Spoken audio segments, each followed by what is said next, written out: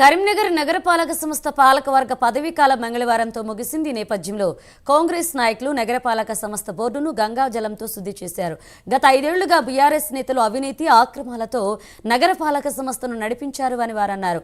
ఈ దుర్గంధాన్ని తాము గంగాజలంతో శుద్ధి చేస్తామని చెప్పారు.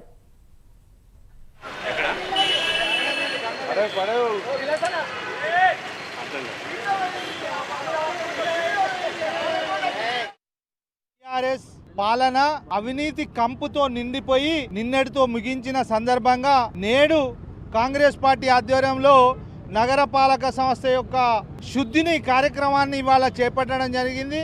సోదరుడు మార్షల్ తీసుకొచ్చిన గంగా జలంతో ఈరోజు నగరపాలక సంస్థని శుద్ధి కార్యక్రమం చేయడం జరిగింది. గత 5 సంవత్సరాలుగా మున్సిపల్ కార్పొరేషన్ను దోపిడీ అవినీతి కుంపులో మురుక్కుపోయింది. ఆ నాయకులు ఈరోజు బహిరంగంగా కూడా నువ్వు దొంగ అని పాత్రికేయులకు సమాచారం ఇచ్చి వాళ్ళు నిర్వహిస్తున్నటువంటి పాత్ర ఈరోజు అందరూ తెలుసుకున్నారు.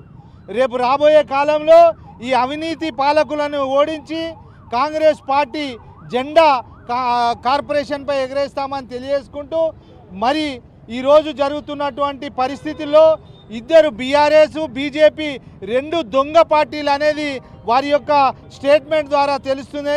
కాబట్టి నగరపాలక ప్రజలు ఆలోచించాలి. రేపు రాబోయే కాలంలో కాంగ్రెస్ పార్టీ చిత్తశుద్ధితోని అభివృద్ధి పదంగా ముందుకు తీసుకుపోతామని తెలియజేస్తున్నాం.